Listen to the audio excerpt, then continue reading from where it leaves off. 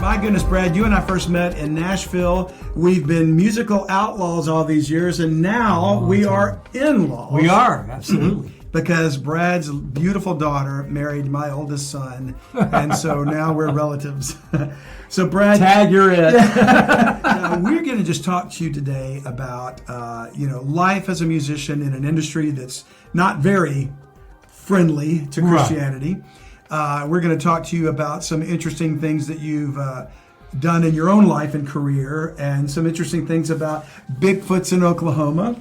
And so let's dive in to start with and talk about something that you and I have worked so closely on over the years, which was gospel music. Right. And co-writing with each other for a project that we did called Berea. Yeah. But some great songs came out of that. You know, and it should always tell the listener, if they're a songwriter, it always starts with the song. True.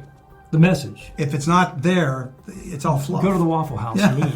Yeah, do not do it. But, it started with some really great songs and great ideas. And you have those ideas on the road. I write some of my best stuff when I'm driving. Yeah. Now that we've got a phone, we can put an audio track down. We can capture the magic, if you will, of that particular idea. And then you can go back to it later and go, there it is. Yeah. And get back into that same mode. So let's talk about your career as a musician and as a Christian in a world that can pose some interesting challenges. How do you stay grounded when you tour, when you're working for an artist who can sometimes be maybe temperamental or whatever? Well, it's like Brother Moore was kind of our first connection. Right. You and me both. The preacher, E.C. Bible Moore, teacher, yeah. Right, E.C. Moore.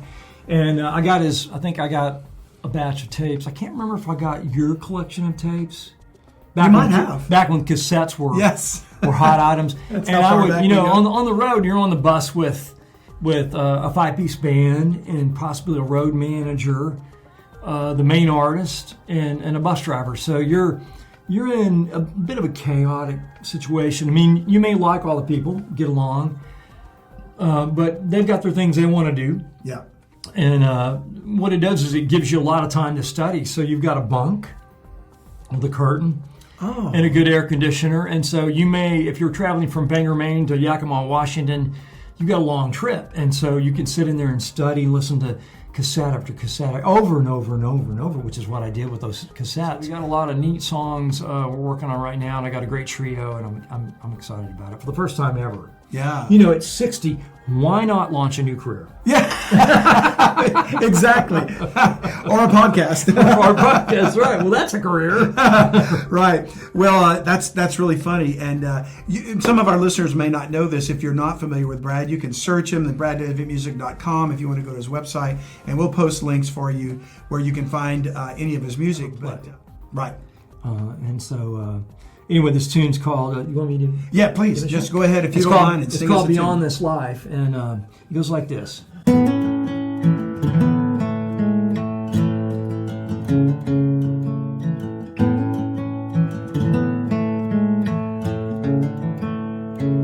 One fine day, I'll make my way past the clouds and endless sky.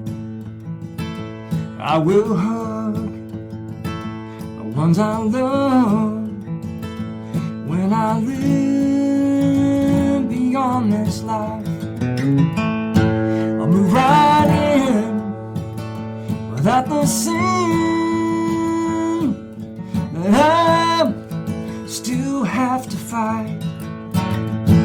Rest at ease where souls find peace when I live beyond this life.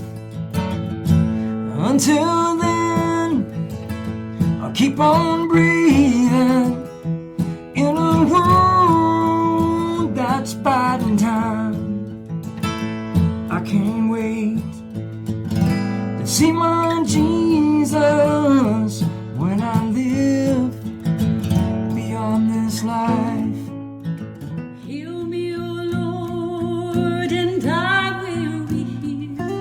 Save me, O Lord, and I will be saved, for thou art my praise, thou art my praise. Teach me, O Lord, to walk in thy ways. Show me, O Lord, the depth of thy grace. For